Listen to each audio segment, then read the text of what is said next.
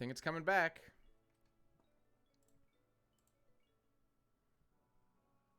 Are we back? Okay, I guess we're back. Hey, might as well. Quick update on the internet situation.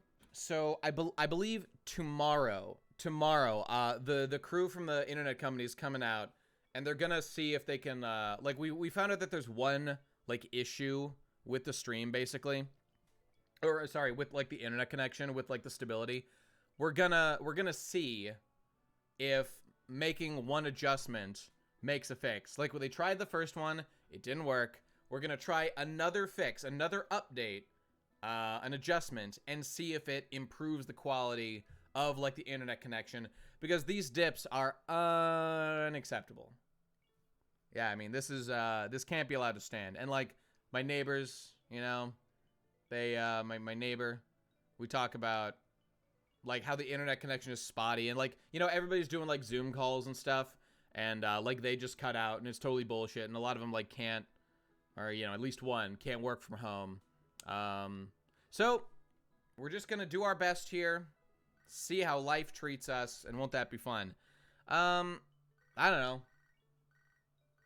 It is really frustrating. Like, I'm kind of considering that maybe this should be, like, the last stream until, like, progress is made. But then, I mean, I'm not gonna do that, because what I want to do is do a stream after every update to see when the problem is improved and or fixed. And the only way to know that is to actually stream and see if the connection holds.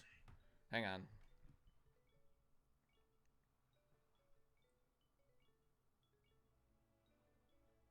Just a moment.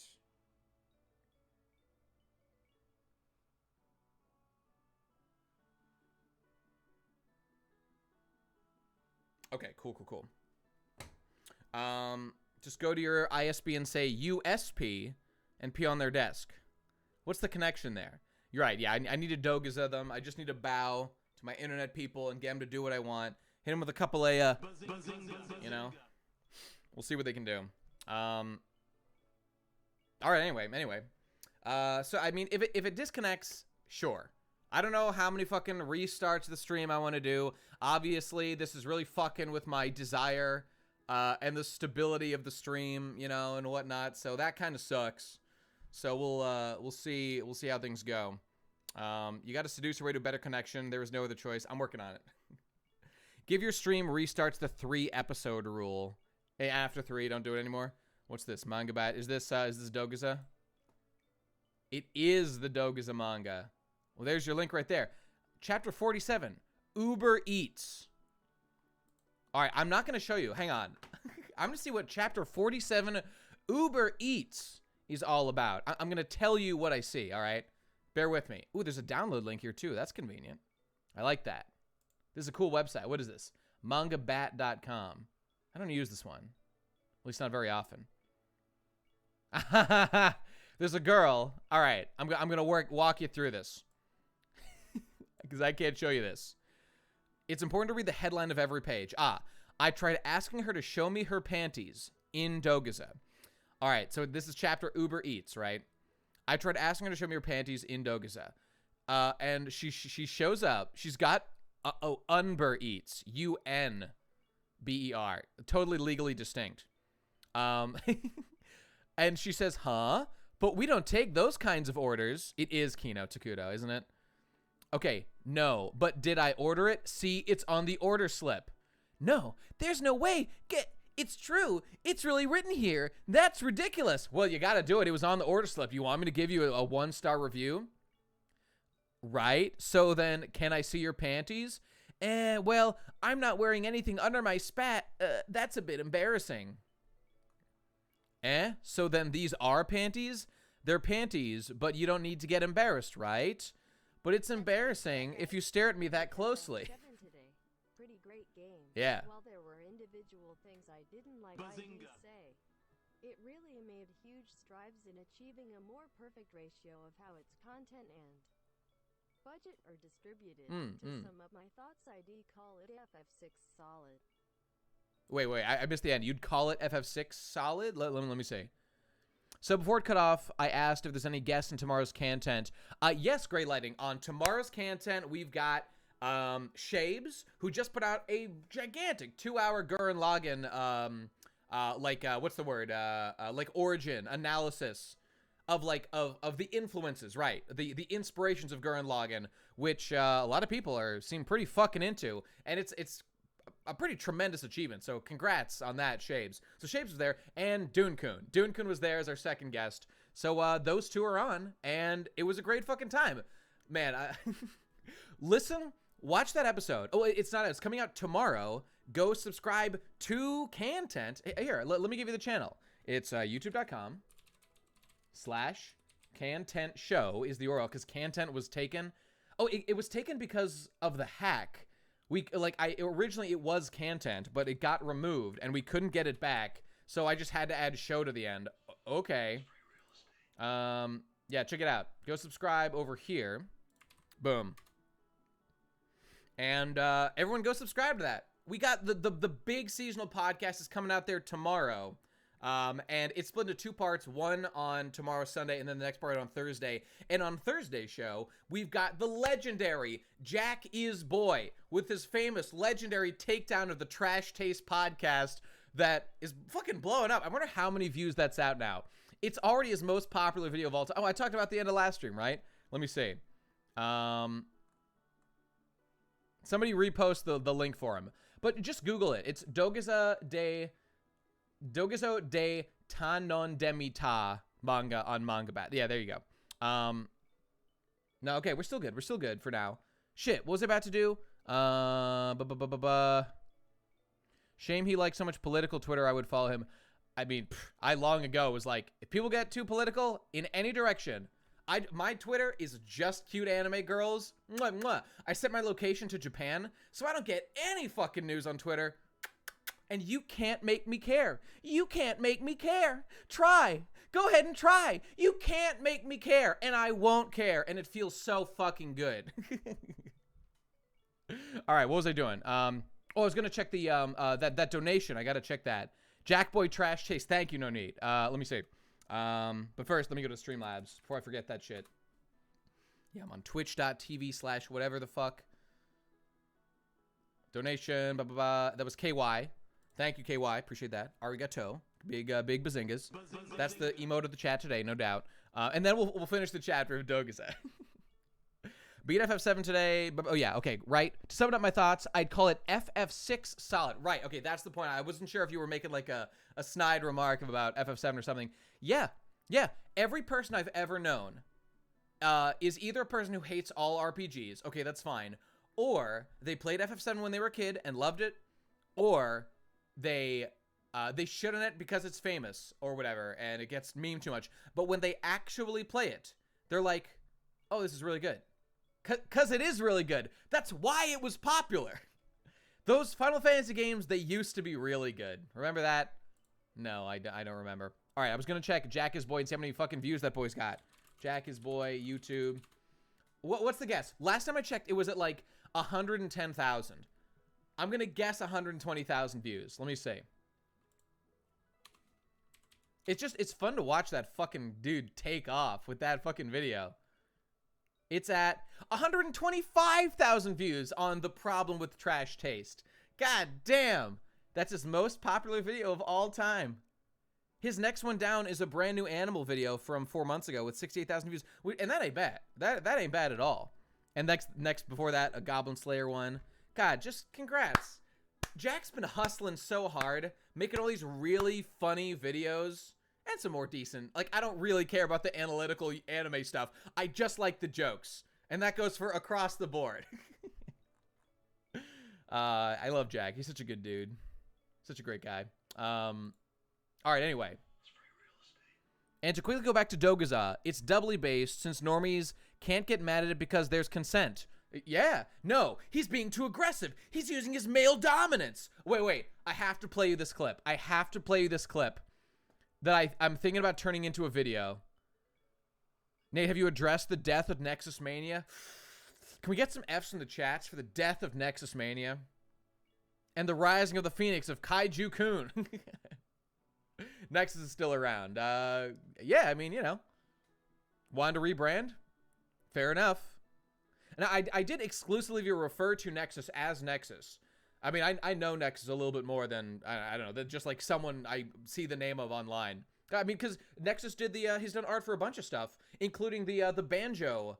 Man, I put fucking Nexus through the fucking ringer on making that banjo art for my banjo thumbnail. I had a vision. I had a plan. There he is. See, there he is in the chat. I knew exactly what I wanted it to look like, and I made fucking Nexus, aka Kaiju Sweat, to make that thing just the way I wanted. Goddamn. Should I post that one again? If you want to, go for it. Was I gonna read something? Whatever. Let me finish this chapter of Dogaza, just so I can get past this fucking meme and get it off my thing. Their panties. You don't need to get embarrassed, right? All right, we're picking up the story. He's begging the Uber Eats girl to show him his panties. And to be fair, he did specifically write on his Uber Eats order, "Show me your panties." So it's not on him. She agreed. She agreed. This is all above board. And he's asking her to do it, you know? He's not demanding. It's embarrassed if you stare at me that closely. There's something dense there because I have gel pads there. Oh. Oh, Lord. That's fine. Oh, wait. That was it. That's the end. So he is, in fact, staring at the panties. Right, gel pads for the bike shorts. You'd think she'd be wearing underwear, you know? You can see the reflection of the sunglasses? Oh, no. Wait, is that true? I mean, a little bit. I think we're above board here. This is chapter 49. What do you got? Is it going to play? No? I think it doesn't read if it's only 100 bits. I think that must be, I don't know. Played more Trails, and it's the first JRPG I've played where the ancient evil is the main thing in the first game, and the second part is about modern geopolitics, and it's based as fuck. That sounds pretty cool. I enter stream. He is indeed staring right at the panties. I am home. Let me give you a, for that one. Also a, Easy money. Oh, I remember what I was gonna get. All right. I remember. You guys need to hear this. All right, this one might need to be added to the soundboard, right? You can tell me what you think, all right? I'm sure some of you out there have heard this before. All right, wait. Okay, I need to play this and not... Okay, mute it. All right. Right around... I know the time code. Right around here. Okay. Tell me what you think of this one. I mean, this is absolutely a Coomer manga, but there's also an element of stick-to-itiveness and hard work and effort and guts, and I love that shit. All right. Should this be added to the soundboard? In part, in full, yes, no? You tell me. All right, here we go. Listen up. I dominate a lot of people daily, the people I work with. I dominate them, okay? I absolutely dominate the people at my office. I dominate them. With my physical presence, with my smell, my pheromones, the way I talk, my eye contact, my hand motions, my body language. I dominate. Daily, on a daily basis. Even the women, I dominate them. I dominate the women in my workplace, okay? I use a combination of lies, manipulation, cheating, stealing, gaslighting, bullying, insulting, and flexing to make sure that everybody at my office stays under my thumb where I want them. You cannot. Wait, let it play. Say no to somebody in that position like Hitler. Or like Alexander the Great, if you want someone that's less, you know, did less bad things. Wow. Right, thanks, Sam. All right, wait, what did I just miss? Prime, subscribed. Thank you, Prime. Arigato, I will keep up the good work, thank you. That je ne sais quoi, you know. All right, that clip's too long, but I'm gonna do something with it sometime. Progressbros, just shut the stream off now. We'll make some progress. Look, I'm just riffing, man. These are just an excuse, you know? I just need something to do. First date questions. Oh, I saw there was a great comment on that video. It's here, you know what? I'm just gonna link it because it's fucking hilarious. Watch the whole video. Here. And what was I gonna say? The fucking oh, there was a really funny comment on this because it's Sam and like some girl just like at a date or something, and it's like the whole, like, you heard that section just now, and it's like that feel when you're 2 minutes into a debate, you realize you're not getting pussy, and you just go off the rails. Or you like, and you just say fuck it. Yeah, it's that's the good stuff. All right. This is 2 minutes after you know you're not getting laid and you're paying for dinner, so you go absolutely rogue. Yeah, Takuto knows it. Inside and out, no doubt. All right. Hey, by the way, today was legs at the gym. Yo, my gym, there was another location for my fucking gym. They had a squat rack, lads. I was absolutely blasting. Or I was dominating it. I was dominating every person in that fucking gym with my pheromones, my smell, my sight, my power, my flexing, my fucking volume! I was hitting my reps so fucking hard. I was shattering fucking records. There was a squat rack, and so I could do my squats. It was good. It was good. It felt good. Although, now, terror looms in the future, right? I gaslighted the receptionist. I used a combination of lying, cheating, stealing, gaslighting, and flexing on the receptionist to let me in, even though I'm not a member. What was I saying? Oh, terror looms in the future, right? Because there's only one squat rack. Only one squat rack. Do you have any idea how dangerous that is? When you put an alpha male, right? When you put an absolute alpha male, right? In a head-on collision against another alpha male individual over the one squat rack. Sparks are gonna fly, right? If you don't want your gym to burn down, right? And don't tell me to go to the Smith machine, all right? Don't even start with that, right? No. Early bird, it's the power bird. Most powerful man gets the squat rack. That's the iron law. That's the law we live by in my gym. First 8 questions is 21 minutes long, and that was only 6 minutes. Subscribe now, only $5 a month, guys. Support Mr. H. I mean, Sam Hyde's funny as fuck, so yeah, go for it. Mom said it's my turn on the squat rack. I dominate them with gaslighting. Mom said it's my turn. Okay, all right. What are we doing here? We're playing this game, right?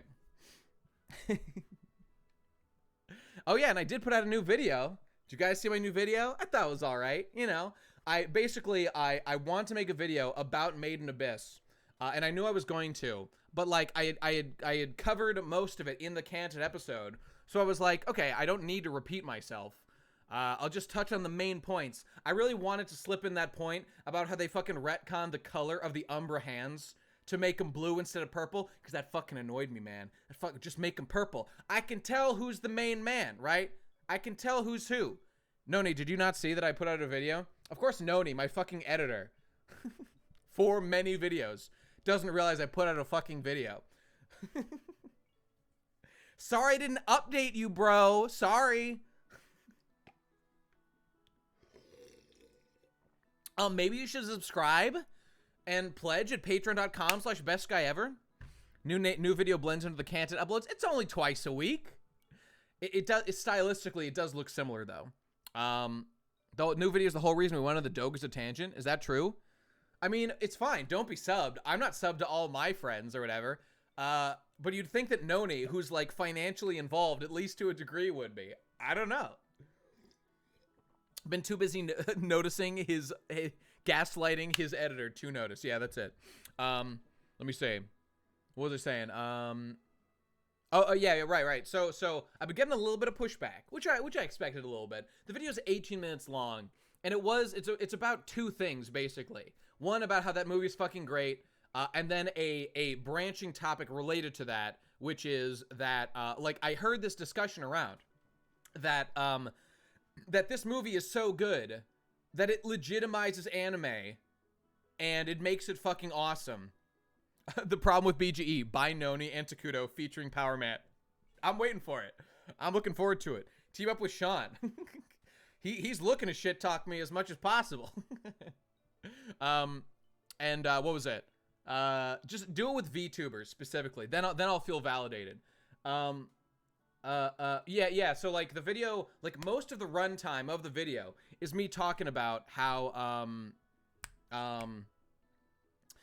right, responding to this point that like anime redeemed by Made in Abyss movie, or just it reminds us about how good anime is. When like I'm coming off like, I mean this is before, but like I'm gearing up to do another seasonal anime podcast, and I'm just so clued in. I'm so fucking keyed in because I watch all the shit about how bad most of it is. And it really isn't just that it's mostly for kids. The thing is, all anime is mostly for kids. All of it.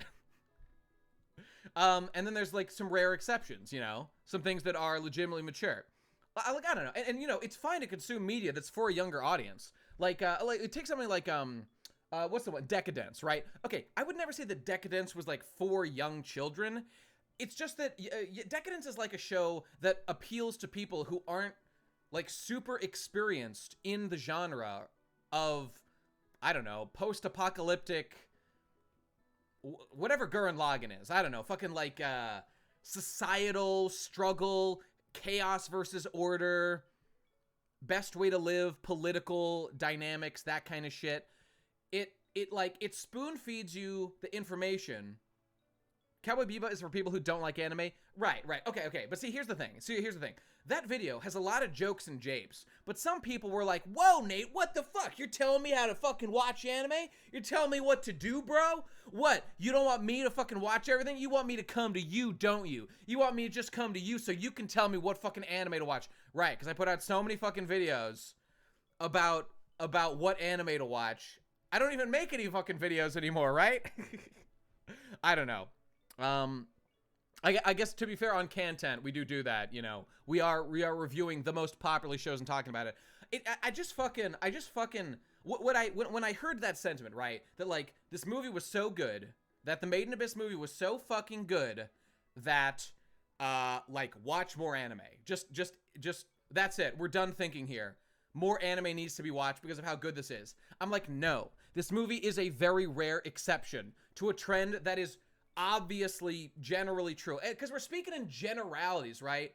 You should criticize the point to watch more anime, because it's too general, and that thing skews towards like waste more of your time, but you will catch some gems in doing so. Somebody commented and said, like, Nate, the problem with your point here is that you never would have watched Made in Abyss. Literally not true. Why? That's not true. I mean, Made in Abyss is fucking awesome and was really popular.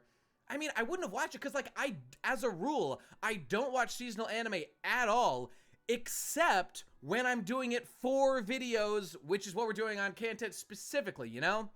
I don't know. To watch anime is to have low standards in the hope of finding something halfway good. Not for everyone, but it has its payoffs. You're exactly right, Baconhoff. You're exactly right.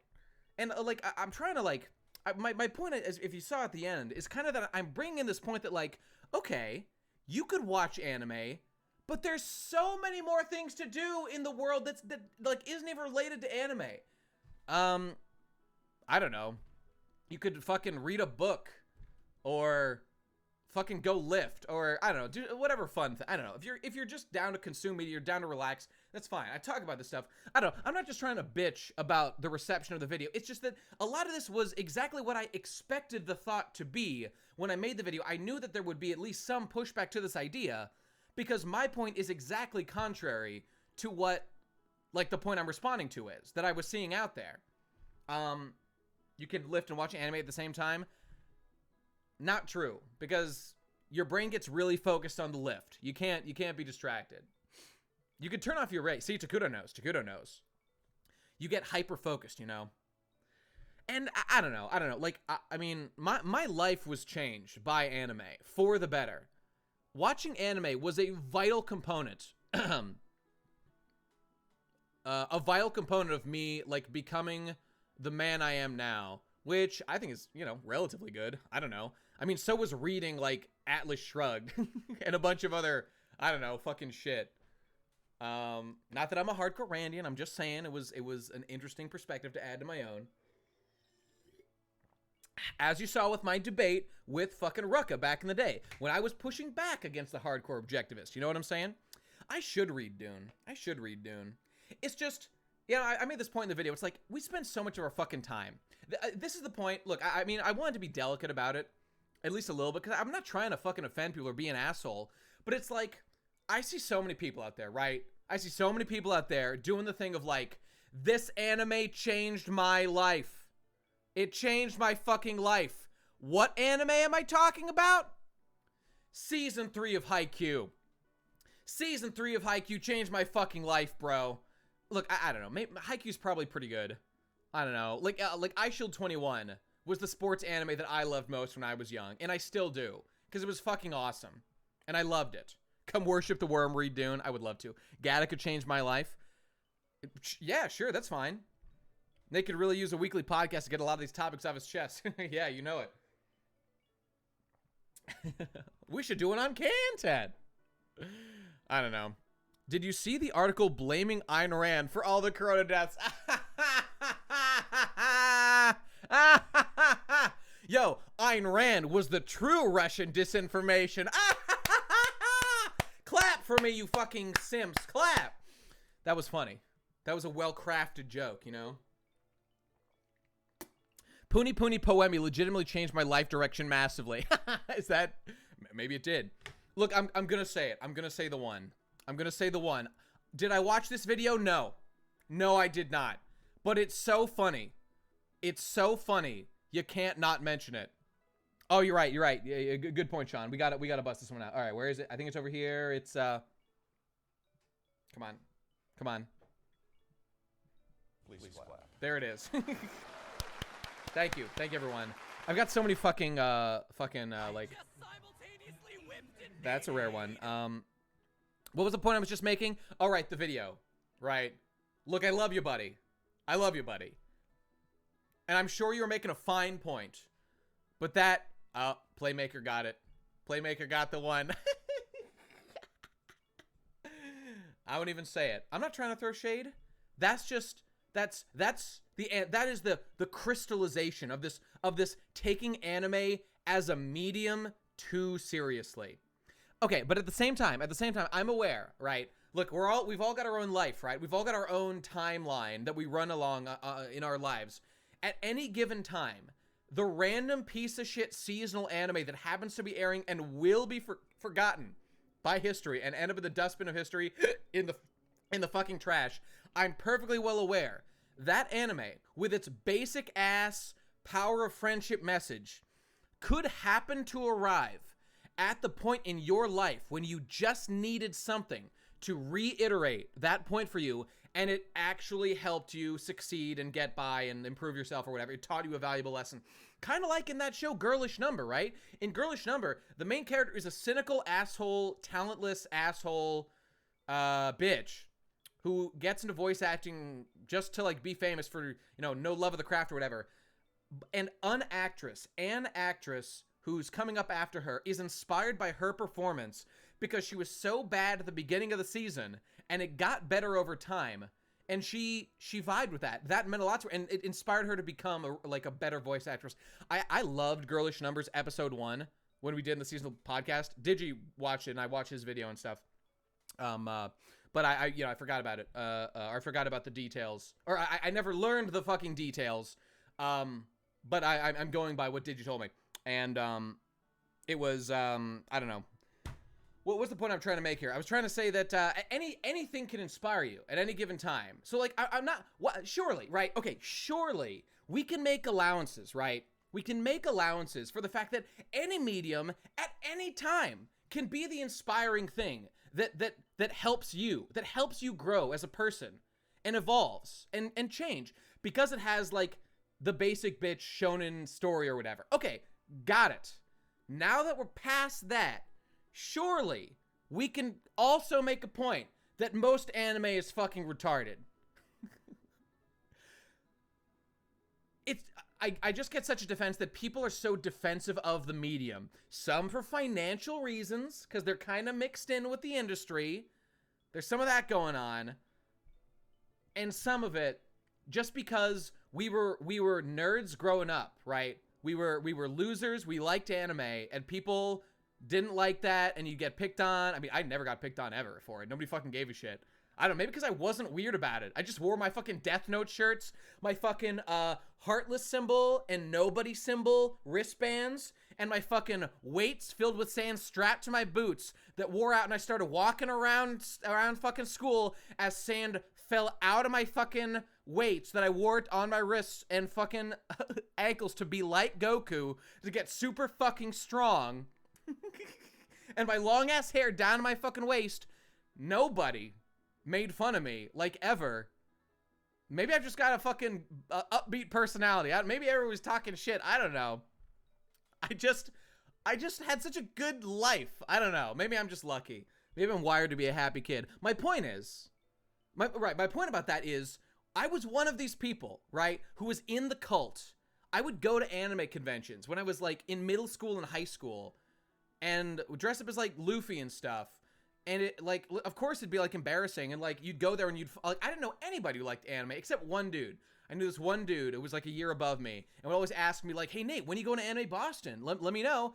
And I just didn't, because I don't even know why. I should have. I think I just forgot. Like, it was a little niche, right? And you had to be, like, defensive. Like, no, anime's not gay. I'm straight, bro. I'm fucking straight. My Hero Academia changed my life. Yeah.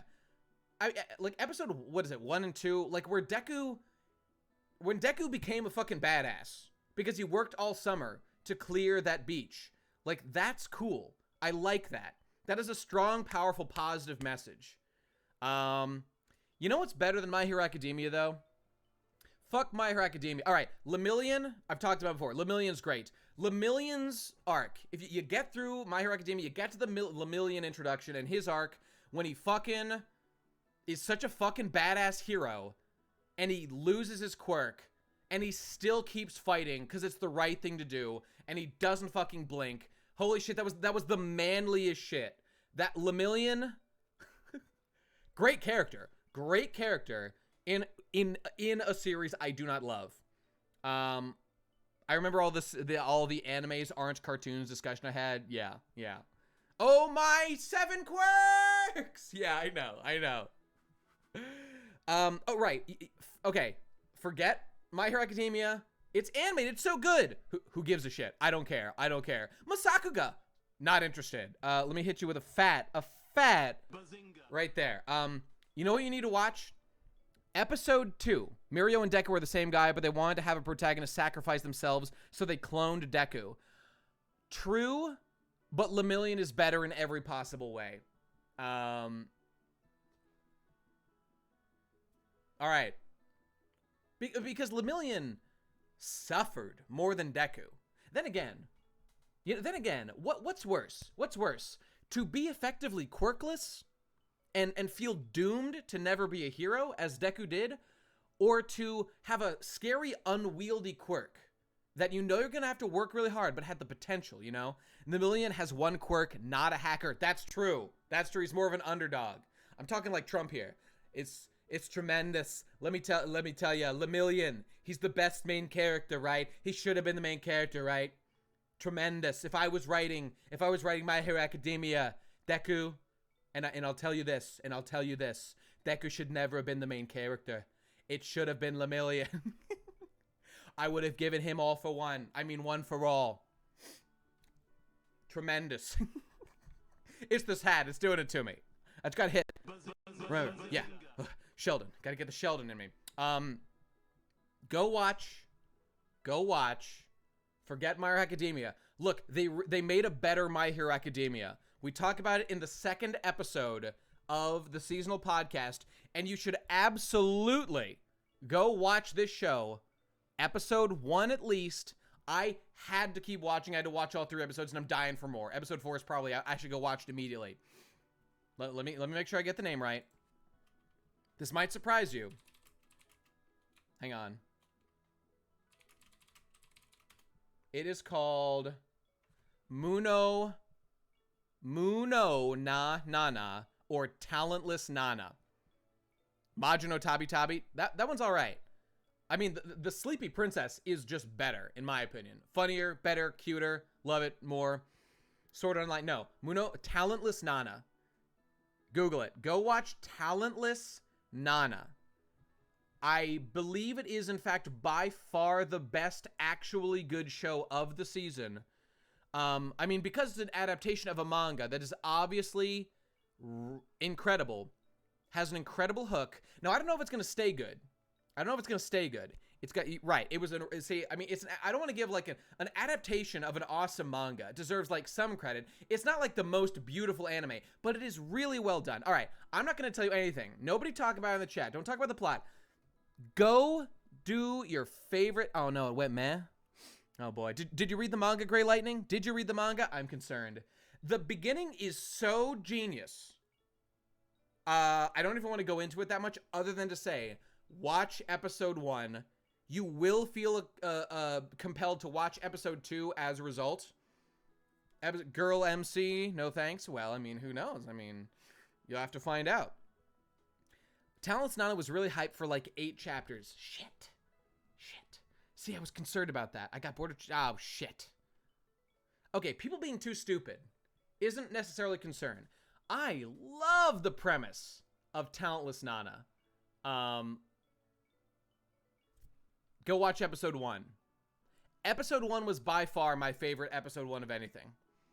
Except maybe Sleepy Princess or whatever it is. That one was fucking awesome.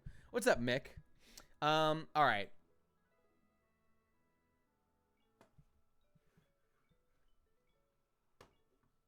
No, Nate, you fool. You believe in seasonal anime and got punished. But, well, it's a manga with, like, you know, like 7 volumes. Obviously, it went on for a while. People liked it. Okay, but the thing is, okay, I'll say this much about it in response, because what people are saying here is exactly what I was afraid of, potentially. The beginning is there's such a turn that is so strong, it reminds me a little bit of Decadence, and Decadence loaded up all the good shit in episode like 1 and 2, and then it just kind of petered along and kind of fizzled out because it didn't mix things up enough. Muno no Nana is better than that so far, because there's I mean, the psychological stuff going on is much more interesting, but it's all about how they handle it. And I'm kind of also afraid they're gonna pussy out in some rather key ways from...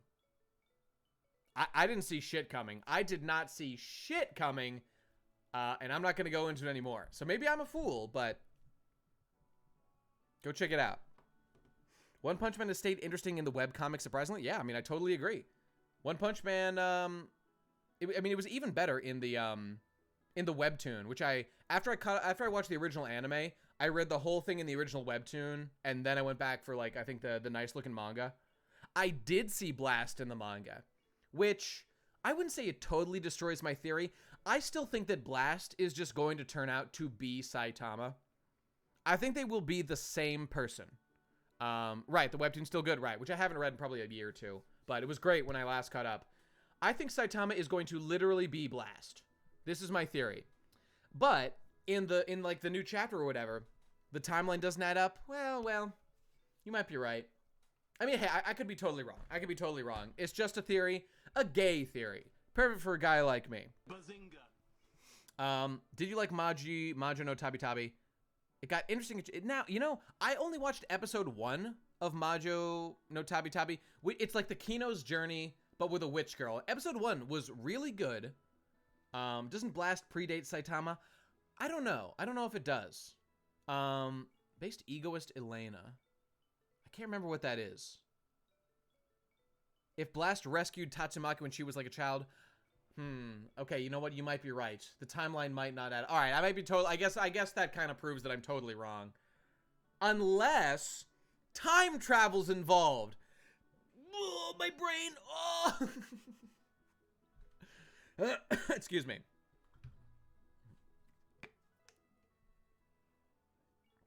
Thanks, Oda, for skipping all these pesky fights and character development. What are you talking about? In what? I mean, I agree. Fuck time travel. Maybe we should play this game a little bit. It's 8:30. He pulls the Superboy and Saitama punches reality so hard he breaks it. Did Superboy do that?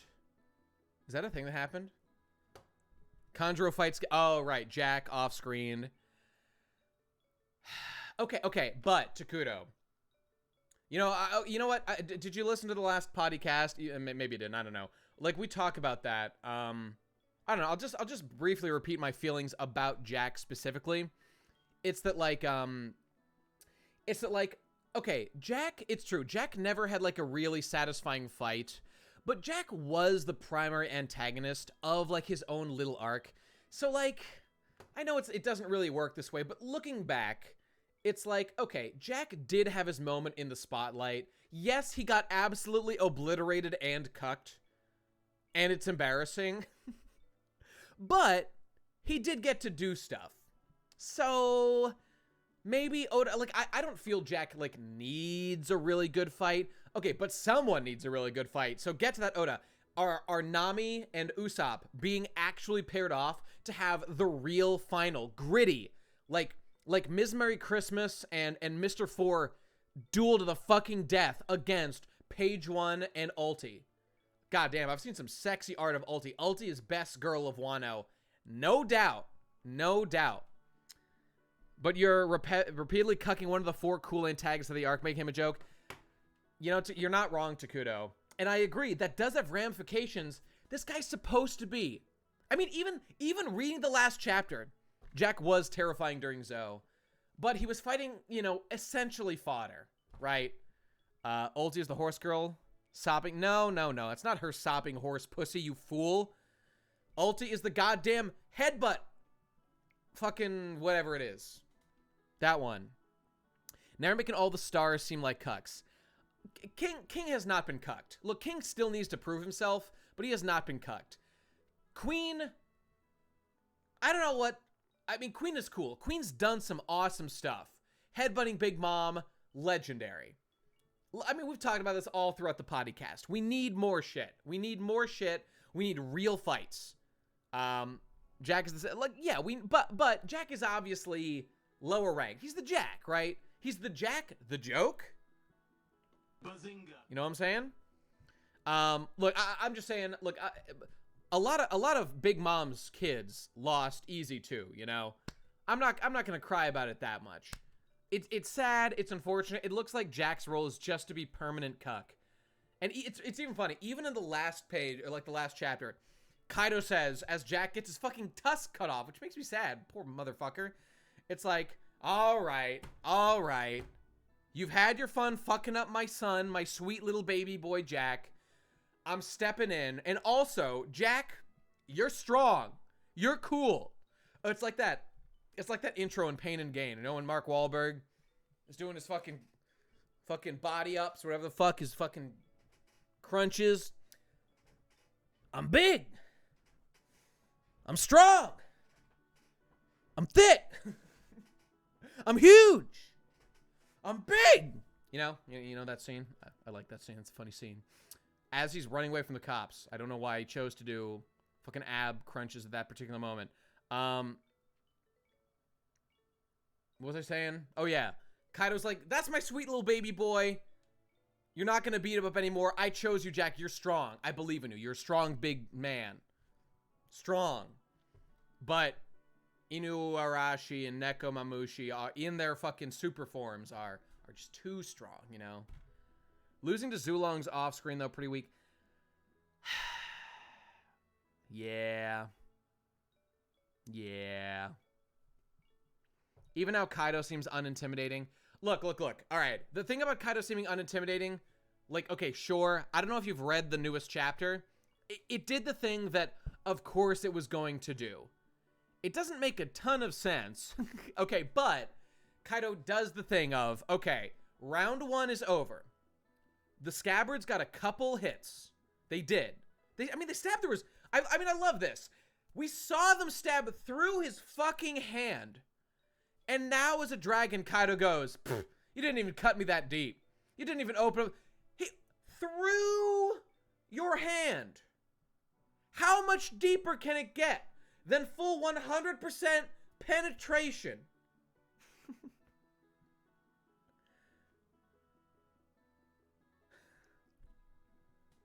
All right, it's the trope, right? It's the trope. How the frick do you keep your back straight when doing push-ups? Training. training. It's the same thing as like, okay, how do you keep a firm grip when doing pull-ups? The answer is you do it. You just do it a lot and your grip will get stronger. You need to flex your back muscles and your abs and just keep your back straight. You need to actively focus on that while doing push-ups.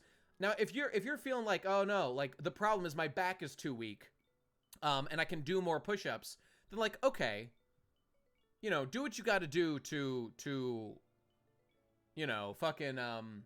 like work out your chest as much as you want to, but work on your form. Flex real hard. Hold yourself. Do planks. You should do planks as an additional exercise to strengthen your core. Yeah, there you go. This man has fought for decades against Whitebeard and Roger Nevercut having a good back. Oh, right. That was about the other thing. It's just start for a plank and maintain the core tension. Makes sense. You need to watch that new anime about cute girls climbing. Oh, I did, Calyx. I watched them all. I watched every new show. I'm going to spare you the details. That's in our second episode of the podcast that's coming out on on Thursday. Thursday, that's out. Love seeing the muscly girls. Don't know if I can really sit through much, if any, of this.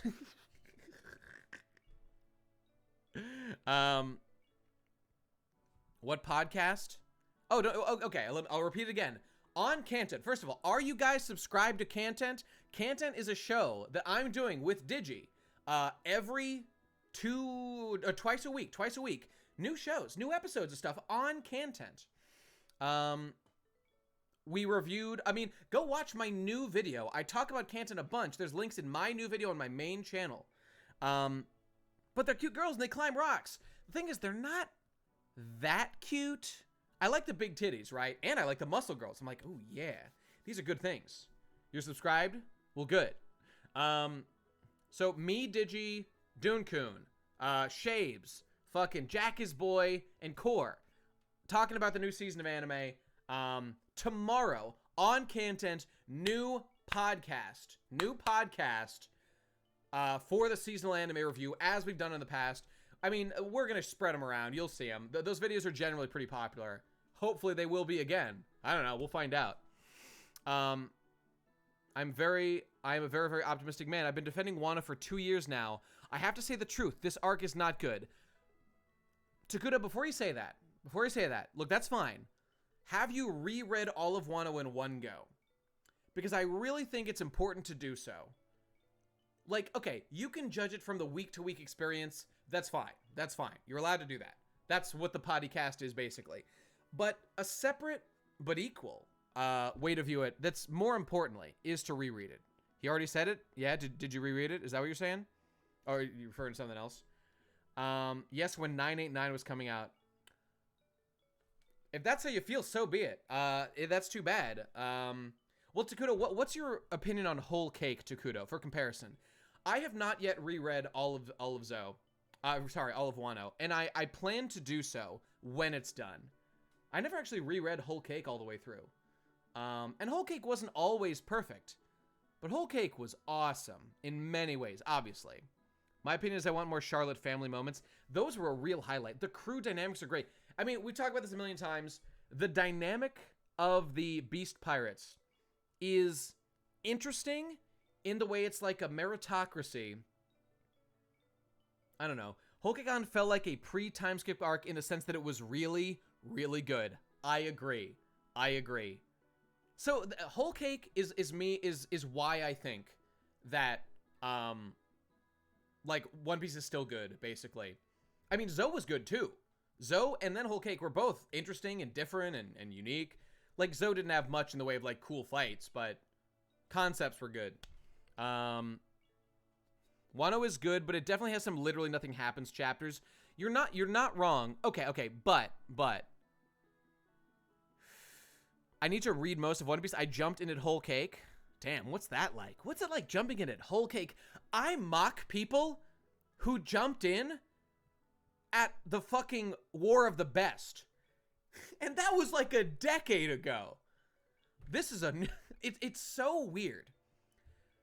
my first experience, like the first anime convention I ever went to, I had just gotten into One Piece, and I'll never forget it.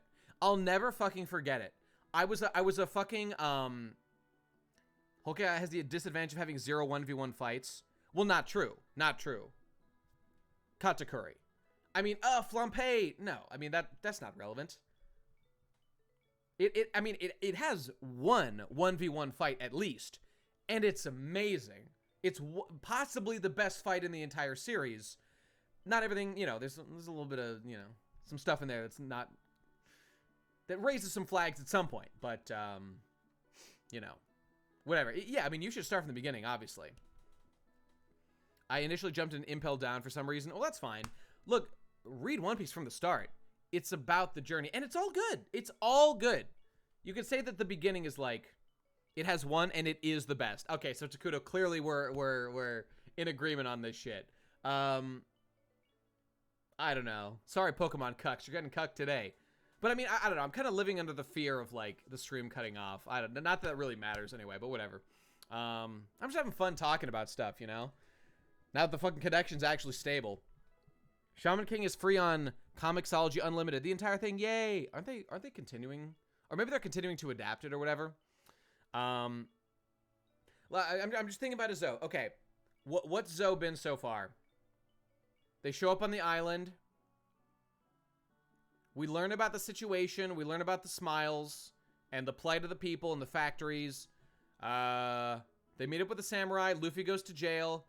Does jail training. Pretty cool arc. Meets Kid. It was all right. I really hated how you used to suck Kata's dick, but I reread Whole Cake Island a few months back in color scans, and he is so good for One Piece. Yeah. Look. I would never say that One Piece has the most, like, deep or complex or, like, even particularly three-dimensional characters. It's not that kind of series. It's very basic on purpose, and it tries to be basic to hit its points for its, like, young male, you know, that's the target audience, as well as it can, and it works really well. But Katakuri was special. Katakuri was significantly deeper than, like, any other character, and it's true. It's not like we're at, like, Griffith levels of, like, digging deep into, like, whoa, what are the implications? Oh, my God. It's just the basic facts just set the stage for this character who was way more interesting in, like, a psychology, and not to mention personally relatable for me in the series. I didn't expect it at all. I was completely blown away by how fucking dope Katakuri is. And even now, I don't want to oversell him, but like, oh my God, who expected Big Mom's backstory? Fucking incredible. What an amazing backstory for, like, the strongest, like, female character. Like, you think they would fuck that up somehow? No! She's, like, one of the coolest characters in the story right now. Now, functionally, she's not doing much impressive stuff right now. But her backstory was awesome. Katakuri cured my depression! No, it's just that he was a great One Piece character. And he was relatable and cool and useful. I don't care how deep he is, man. He is just perfect foil, given the themes of the series. Yeah, aid her family. Yeah, I mean, amazing. The fact that the big mom, a literal retarded woman at the top of this matriarchy, ruling the fucking kingdom with her children, like nepotism, you know, whatever, controlling it, all that shit. She just took over Totland. By the way, Wano is not even controlled really by fucking Kaido. Kaido is such a cuck compared to Big Mom. Big Mom is a fucking Chad, the likes of which I've never seen. She rolls in, she does what she wants, she takes over a giant fucking archipelago of islands and dominates them. She dominates them with her fucking pheromones, with a combination of lying, cheating, stealing, literally ripping the souls from her children when they show fear to even a tiny degree. It's nuts. It's nuts. It's just so fucking good. God damn, Whole Cake is fucking awesome. And then like Katakuri is introduced as like the sensitive, scared young son who's insecure about his looks and obtained power as a cope, as a way to get over it. And you know, obtained this whole air of mystery. It's just like, god damn, that's so fucking So surprisingly complex considering what I've come to expect from One Piece characters. Incredible. Kaido totally controlled Wano. Orochi was only around for management purposes. I mean, they had a good relationship. But, like, Kaido doesn't even dominate and rule Wano with an iron fist. I mean, a little bit.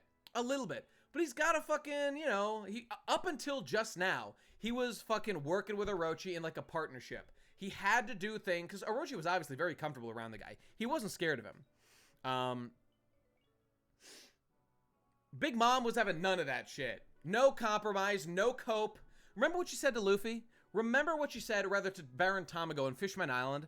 God, what a fucking based introduction this was. Baron Tamago, they call her up and they're like, there's a situation. Straw Hat Luffy, he ate all the candy that they make in the factory on Fishman Island. Sorry about that. But, Big Mom, there's a lot of treasure here. We can just take the treasure. We won't have candy right now. We'll have all the treasure. And just settle for that, Big Mom. That, like, we literally need the money. We kind of have a financial issue right now. Big Mom's like, she's straight up like, Shut up, bitch. she was straight up. Shut up, bitch. She regulated. Easy money. She just said, fuck you. Fuck you. I'm not coping with this shit. I'm a fucking Yonko. I take what I want. I don't fucking negotiate with nobody.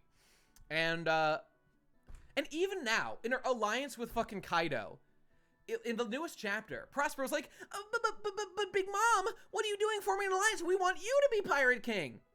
And she's like, are you fucking questioning me?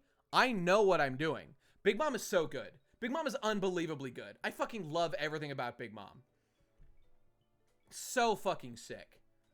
And the way that her Devil Fruit is integrated into Whole Cake Island. How could Whole Cake Island be so fucking good?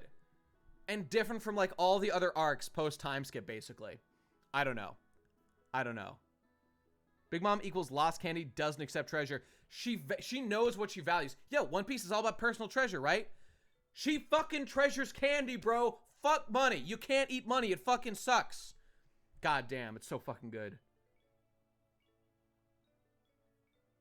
Just so fucking good.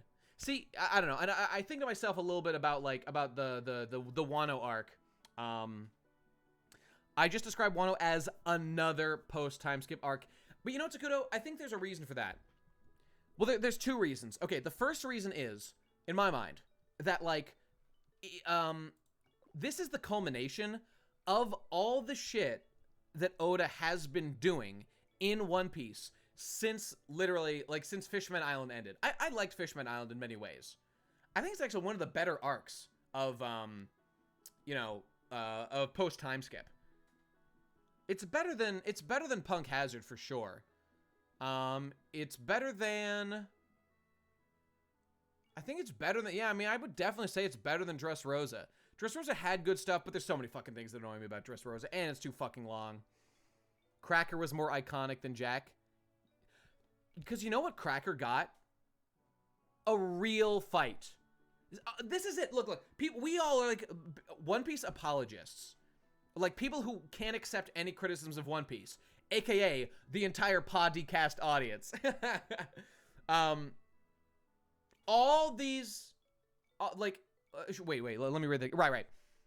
They all get lost in their fucking head. They forget, whoa, One Piece, political, whoa, it's so big brain.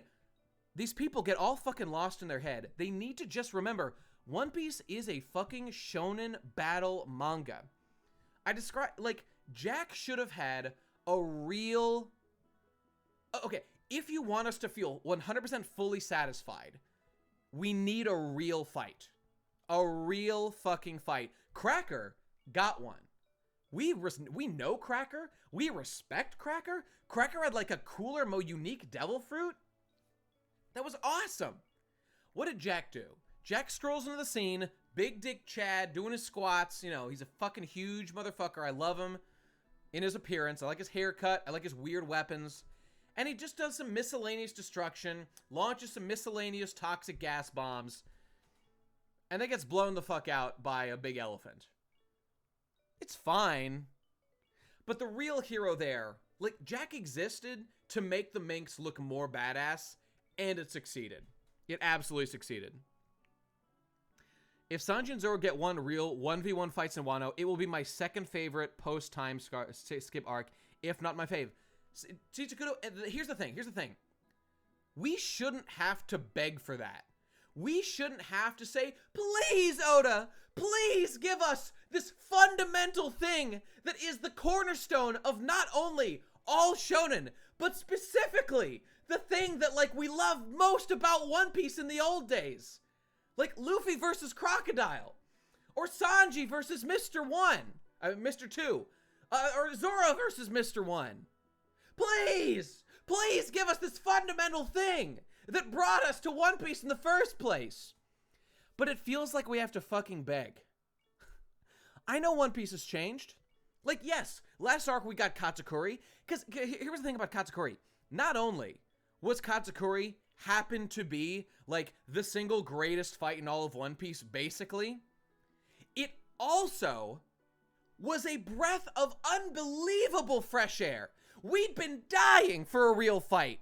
We'd been absolutely, like, fucking in a desert parched. Please, give us a fucking fight, please.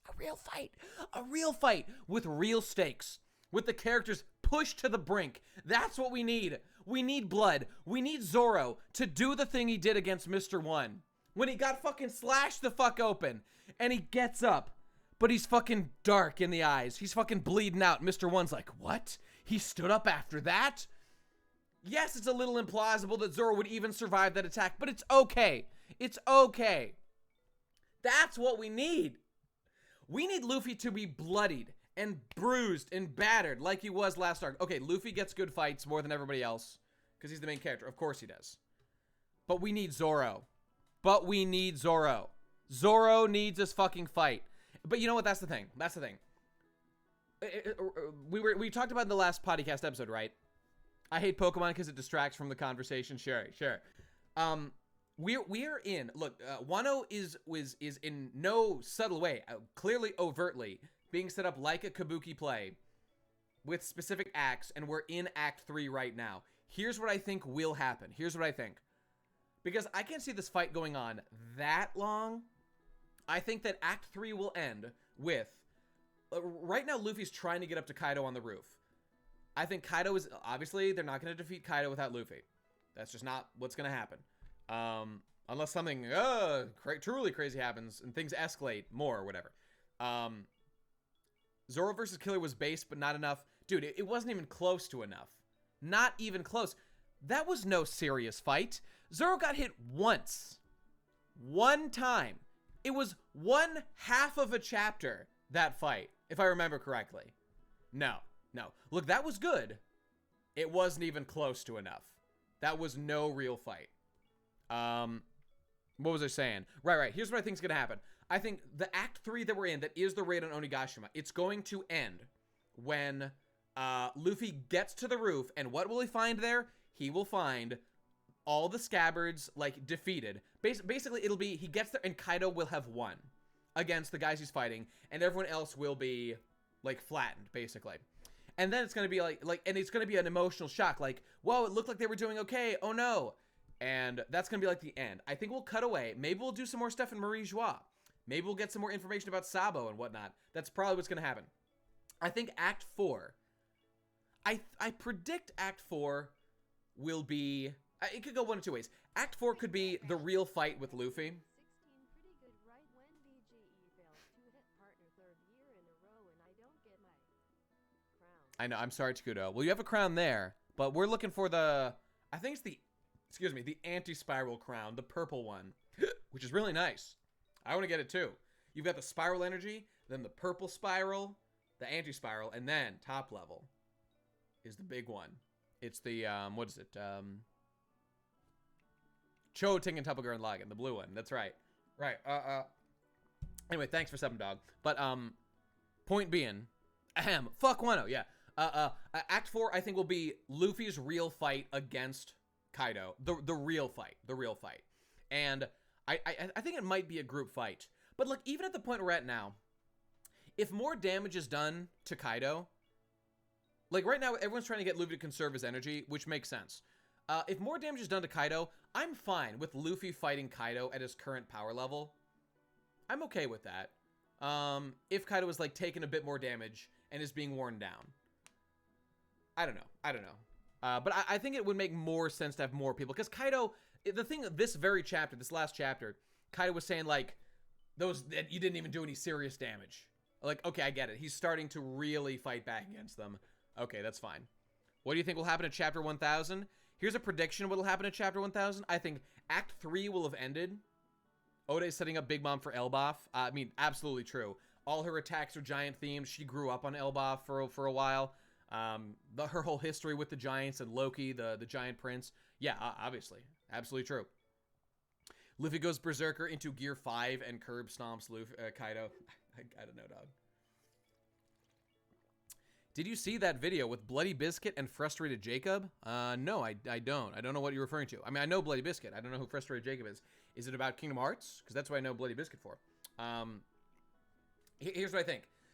Look, I don't know what specifically is going to happen, but considering how this arc has been going, I think what's going to happen is Oda is going to wrap up this arc.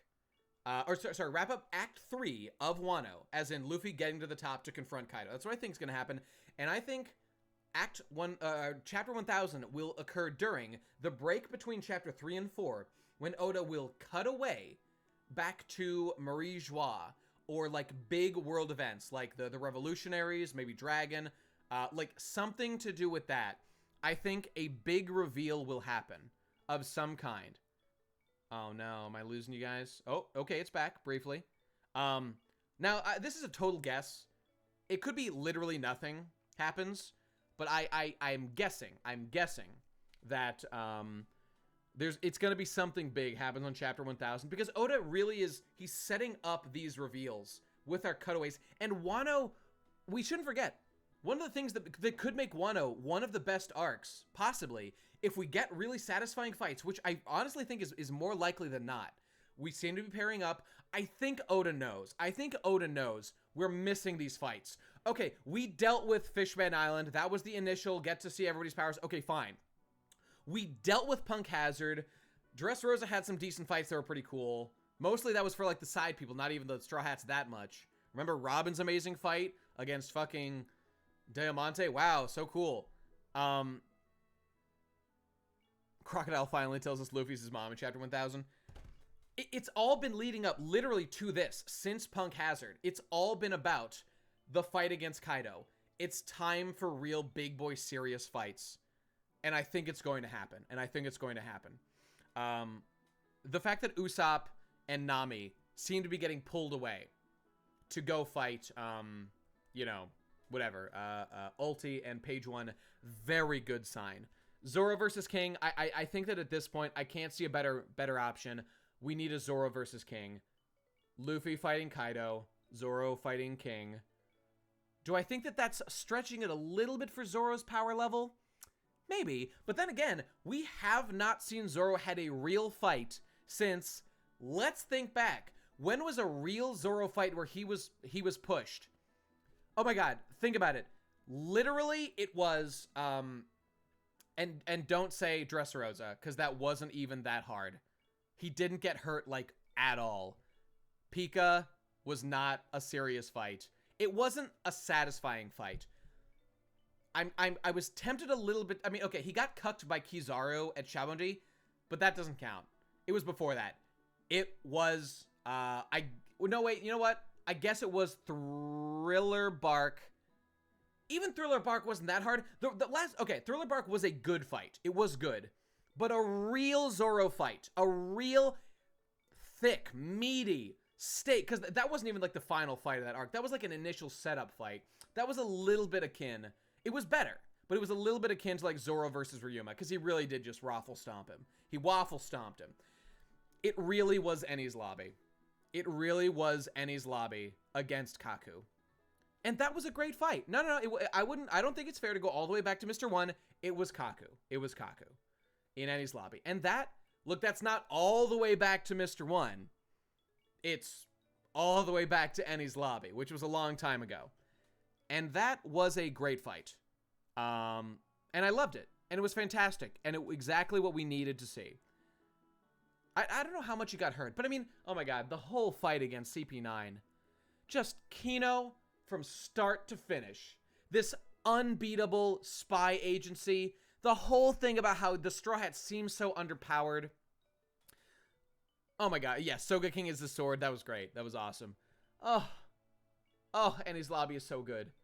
It's not perfect. It's not perfect. There's an argument to be made that the Straw Hats, like, just jumped up in power kind of unexpectedly. But there are, like, moral, like, their morale was really low, and then it got raised because they had the resolve to save Robin. So, like, you know, which is actually pretty similar to Luffy versus Katakuri, too. So, there's precedent for it. That rusty guy who broke his swords. Oh, yeah, that guy. I forget that guy's name, but yeah, the Rust guy. Annie's lobby is still your favorite. I mean, I just love the adventure of Skypiea, but I've talked about that a lot. One day I'll make a video about why I love Skypiea so much. That was the first jump of power for Zoro cutting steel. Well, oh, yeah, you're absolutely right. Actually, you know what? That's not true. That's not true. I forgot about this too. But it was a thing. It was a thing for Zoro in Skypiea when Zoro learned to throw his slashes. He couldn't do it when One Piece started. But during Skypiea, he develops the technique to do his, like, what is it, like, 180-pound hoe cannon or whatever. Whatever the numbers are. And, that was cool. And that was like see, that's when we had, like, classic shonen stuff. Back when Oda was still concerned about, like, managing the main characters and, like, teaching them skills, and we could all watch them progress together. Shu, I think that was the Rust guy. Yeah, that sounds right. He was fine. I don't mind that he was one note. And, you know, that sword that got destroyed, I mean, it isn't really a huge problem. Like, that sword wasn't that important anyway. And it got a proper burial in, like, in the way that he treated at the end of Thriller Bark. And, it was really respectful and sweet. I mean, that is justified alone for the scene between Brook praying for all his dead friends and Zoro praying for his dead sword, and those two bonding. Yeah, press F for Yubashiri. That's the one. That was a great scene. That was a beautiful scene between those two. You don't see... remember when the Straw Hats used to pair up and have beautiful little interactions that weren't just, I'm Robin, let me gobble your monster fish cock, Gene Bake, you know? Which is what they all boil down to now.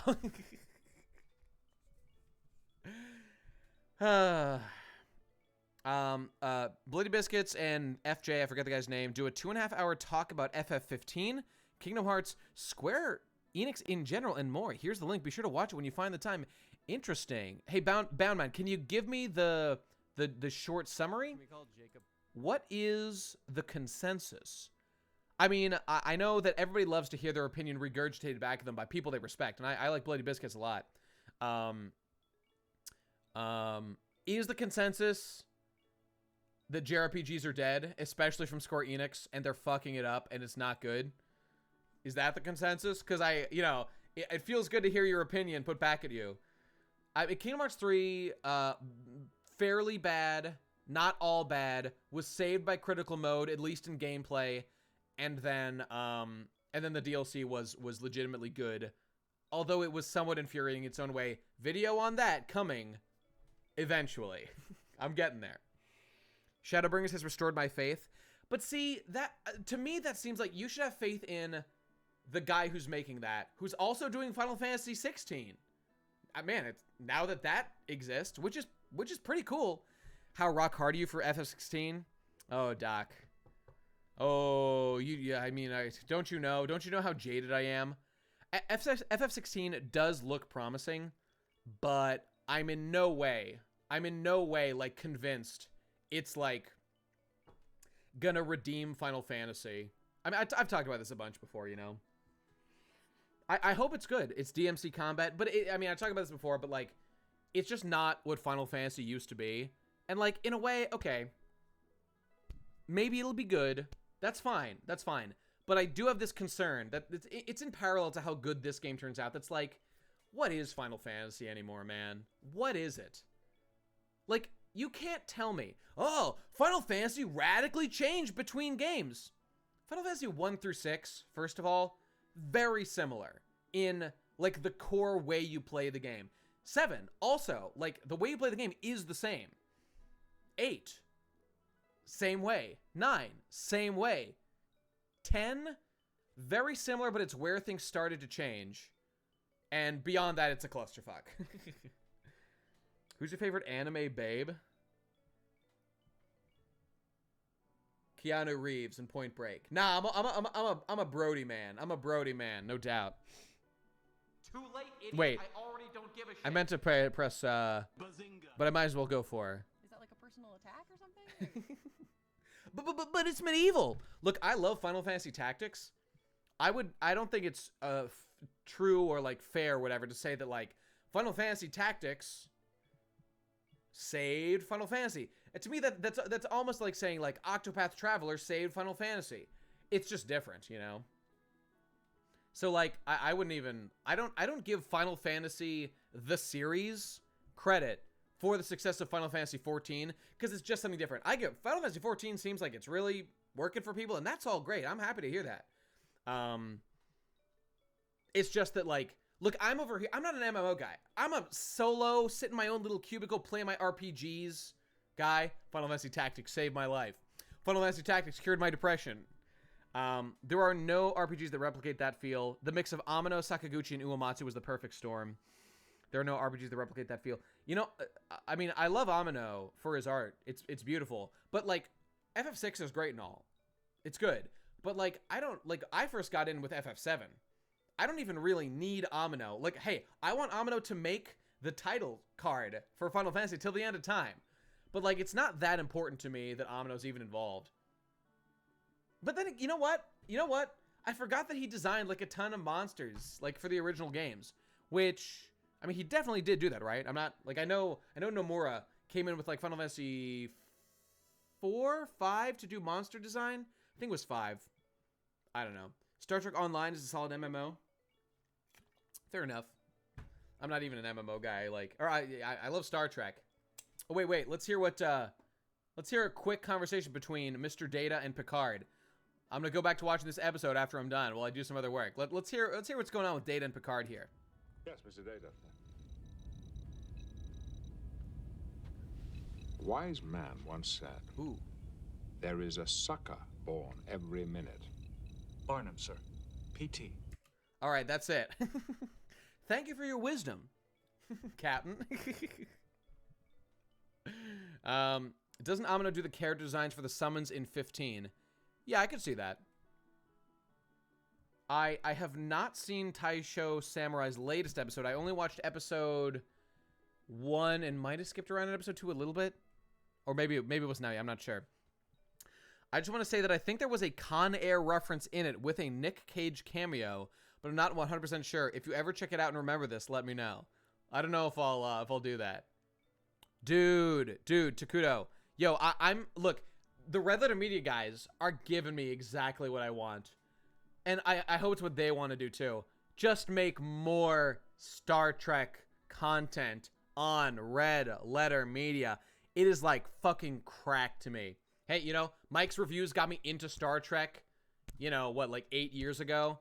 I've now watched, let's go through. The original series, Next Generation, Voyager, Deep Space Nine. Haven't watched Enterprise, kind of putting it off because I hear it's not that good. But I hear it's only 3 seasons. Yeah, I really want to make a top 10 Star Trek episodes of my own. And Takudo's mentioned right there about Offspring with Lal. Dude, that episode, I know. Usually, I mean, so they released their part 1 of their second batch of episodes about their like 5th through 10 episodes each, which is like an additional 10 episodes. Dude, I just watched The Offspring the other day. That episode with Lal, I wrote that down. That is on my short list of best Star Trek episodes. I mean, best TNG episodes for sure. Holy shit, it's so fucking deep. I hear ENT is better than Voy. I don't know, man. I liked Voyager quite a bit. I really got attached to the characters, man. It always happens. I started Deep Space Nine. Deep Space Nine was what changed my mind. I start Deep Space Nine. I don't give a fuck about these people. I'm like, oh my god, nothing can compete with Picard and the boys. I miss Data. I miss Data. He's my son and my brother and my dad all at once. That was my favorite when I first watched it. When Lau was getting laughed at, my heart literally sank. Getting laughed at. When did you get laughed at? I don't remember that. Like, I don't remember thinking at any point in the show, in watching that episode, that, like, anyone was, like, laughing at Lau's limit. Oh, wait, by the kids. It was by the kids in, like, in the grade school or whatever, right? That's right. That's right. I remember. Challenge. Nate must get big into Guilty Gear Strive when it launches. I don't know, man.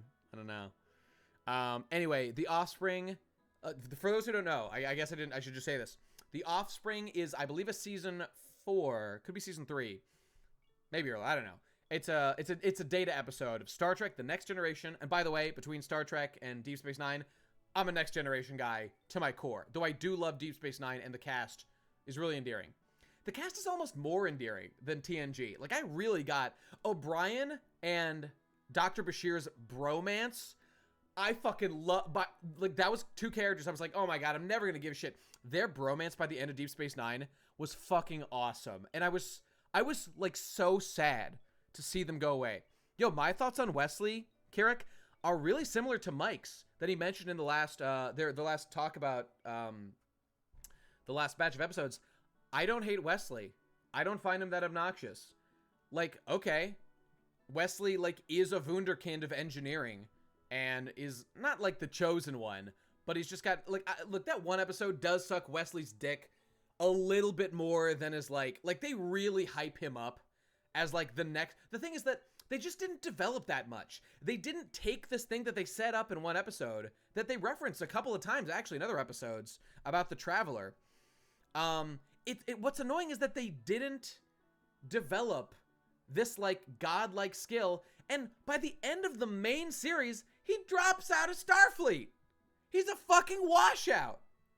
So it's like, what was the point of all of this? His arc ends in an unsatisfying way, and that's too bad. But, like, I liked the early Wesley stuff. I thought it was fine. Having a kid there, I don't know, it was fine. Dr. Crusher for replacing Dr. Pulaski after season 2. Dude, I did like Pulaski a lot. Pulaski was cool, and I miss her. Honestly, like, look, the Doctor's pretty hot. Beverly Crusher, not bad.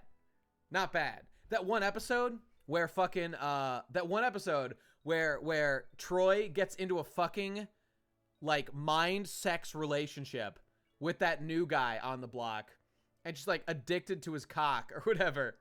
Her and her Crusher do that whole, like, dance stretch thing in those fucking weird-ass outfits. That was an oddly erotic scene for Star Trek. But it felt so good.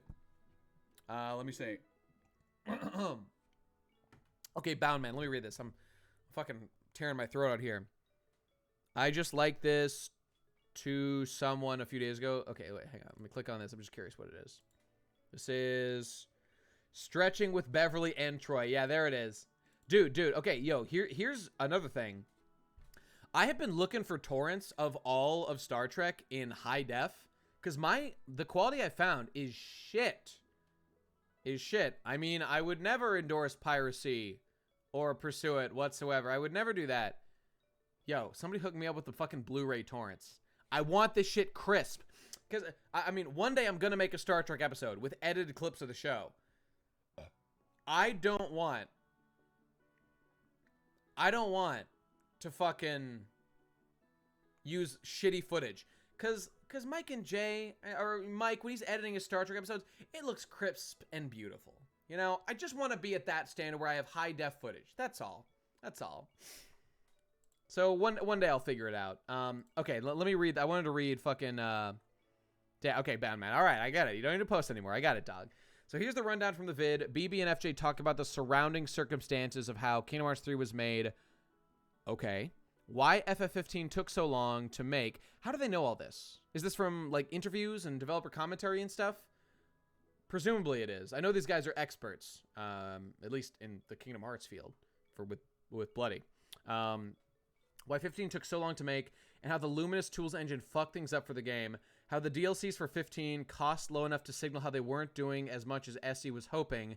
How that screwed over Remind's development due to those costs. Well, Remind was good where it mattered. So that's good. Which explains why the Remind itself has so much backtracking. Oh, okay, I'm forgetting that the Remind DLC has this whole horrible initial section where you replay parts and like update the story in ways that suck and aren't good and don't matter at all, and is totally a nightmare. But what matters is the data fights, and they delivered. So, you know, I'm not gonna complain that much. I don't care. The story was already trash and complete garbage, and no amount of how good the DLC was will make up for over a decade of systematically ruining the good name of Kingdom Hearts' story, which was good. It was convoluted, but just enough. It wasn't over the rails. Up to Kingdom Hearts 2. Sure, it got silly. What shonen kind of series doesn't get a little silly sometimes? Nobodies were genius, and I will never apologize for the complexity introduced with Nobodies, because the way oh my god, things are complex. Why do we care if things are complex? When things are complex and it doesn't mean anything, it's terrible.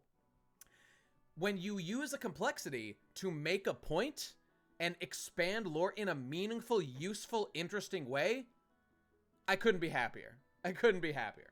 And that's what Nobodies are.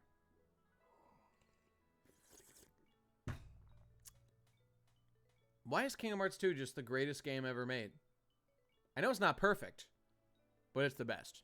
I almost didn't watch DS9 because the aspect ratio fuckery, yeah? Just Pirate Bay, it's got to be there. I mean, I've looked around a little bit. I have not seen high quality, like HD torrents for that stuff, but I'll look around. Nate, Kingdom Hearts 3 is a 7 out of 10 bestman. Look, some parts of Kingdom Hearts 3 are good, even before the DLC came out. And I'm trying to account for that. If I was rating it today, I would not give it... I mean, if I was rating the base game today, I would give it significantly lower than a 7 out of 10, I think. Every Star Trek... Well, what do I care? I mean, I don't know. I'm not in the habit of using Netflix. Okay, I guess I can watch it all on Netflix. And that's fine. RAR BG. I don't even know what RAR BG is, but that's good. Pirate Bay is not great. I don't know. RAR BG. I'm gonna write that down. Check it out. Oh, hang on. Give me a second here.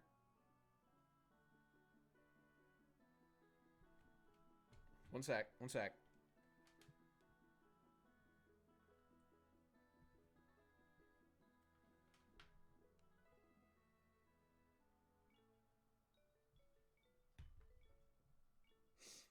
Hang on, I gotta do a little business thing here real quick.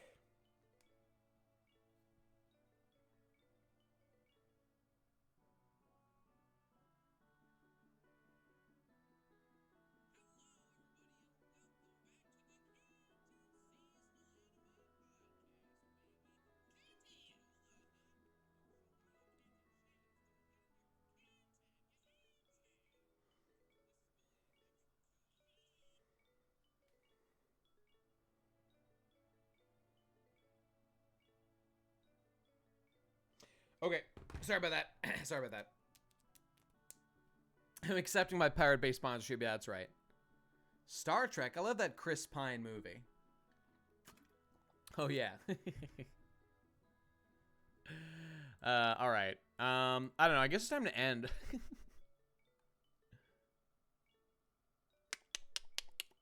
Let me see here. Nate does not have tats despite his sister being a tattoo artist. That's true. My sister is a tattoo artist. And I do not have a single tattoo. One day. That's right. That's right. I do kind of still want...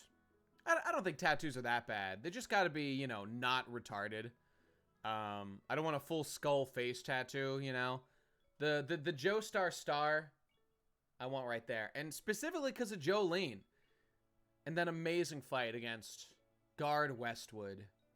So cool. So cool. And just a star. Just a 5-point star. The Joestar star. Because JoJo was good. And I liked JoJo before it was as popular, as obnoxiously popular as it is now. And I feel good about that.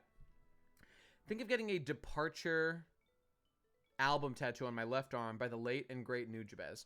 Oh, that's the one of the... It's like a gecko on a field with like a moon in the back, the blue one. I think I know the one. Getting one sky, one destiny tattooed on my arm. Kingdom Hearts cured my depression. All right, guys. I think it's time to go. Getting a JoJo tattoo. Getting JoJo cured my depression across your back. You're right. That's the way to go. Did you know that Nomura didn't know he was directing the FF7 remake until he saw his name in a PowerPoint in a meeting? There's also the fact that he barely had anything to do with the game's writing, despite all signs pointing otherwise. I had heard that he learned in a surprising way that he was directing it. That's apparently true, and that is of insane concern. Like, what the fuck? That's just corporate life, man. This juggernaut of Square Enix. I mean, it was a young up and comer, man. It was a young upstart. Yeah, we gotta make these RPGs. We gotta churn out games. We gotta put a lot of heart and soul, and you know, really work hard to put elements of love in there. Now it's like, must maximize profit from shareholders. How to best release DLC. What components to remove from game to add as DLC later to maximize return on investment. It's like, that's not what games are supposed to be about, man. That's stupid. Have you seen the fan art of Rouge the Bat asking Alan if he wants to watch Young Sheldon? Please link it so I can jack off to it while wearing this hat. There was really no progress today. Not true, Kaiju. We made it all the way to Vermilion. We flew to Vermilion City, and if that ain't progress, I don't know what is. All right, I'm saving this. You know what? I mean, you know, progress, cucks. Not today. Today wasn't your day. But I had fun talking about stuff, you know. Nobody embraces the inherent homoeroticism of JoJo. Well, except Rocky, of course. Progress is in the heart. Indeed, we made intellectual progress, which I'm all about. Oh, wait. It's intellectual content. It's that thing I always talk about. Literally, fuck off progress, cucks. Yeah, I agree. I mean, if you can make progress while having an engaging conversation, that's fine. Ideal stream for you. Well, to kudos the audience that we're trying to please here. I almost said here on content, because I'm so used to doing that now. Donbaru, what do we got here? Donboru, that's what I meant.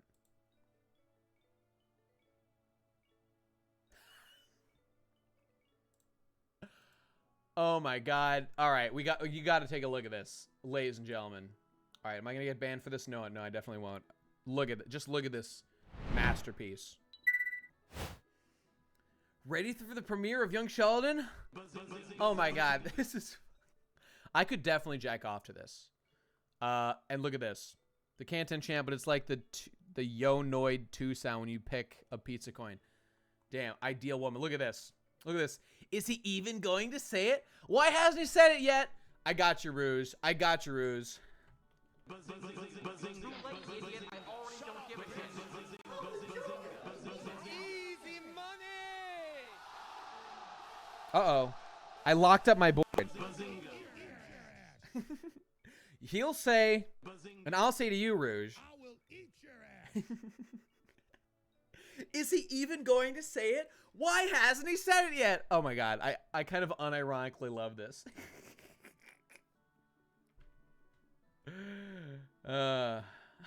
Just leave this up 30 seconds, I'll be quick, yeah. Damn, she's looking thick, though. She's looking good. I mean, Rouge is just always hot. Is he even going to say it? Damn, imagine, just imagine, lads. Rouge the Bat, Young Sheldon loving GF. Just picture that world. Oh, I'm picturing it. That's the world I want to live in. Guys, okay, no. This whole, okay, I know partly it's a meme, but it always annoys me, this meme of like being a furry if you want to jack off to Rouge or whatever. Look how human this is. It's so fucking human. There's nothing to be embarrassed about any of this. And I say this because I feel no shame whatsoever and say that this is incredibly sexy. No doubt about it. I mean, the weirdest thing about this is that she kind of has like stubby legs. Like it looks like, I don't know, like a little bit like dwarfish, you know? It's a little, you know, odd, a little unusual. But I mean, she's just short stacked here, you know? I can get into that. She's 90% skin.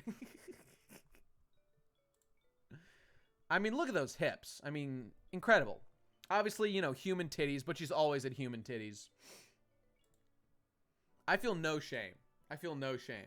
I've jacked off to way weirder shit than this, man. Way further down the spectrum, and I feel no shame. And you know why? It's because I'm not jacking off to it because it looks like a fucking bat. I'm jacking off to it because it looks like a sexy lady. You know?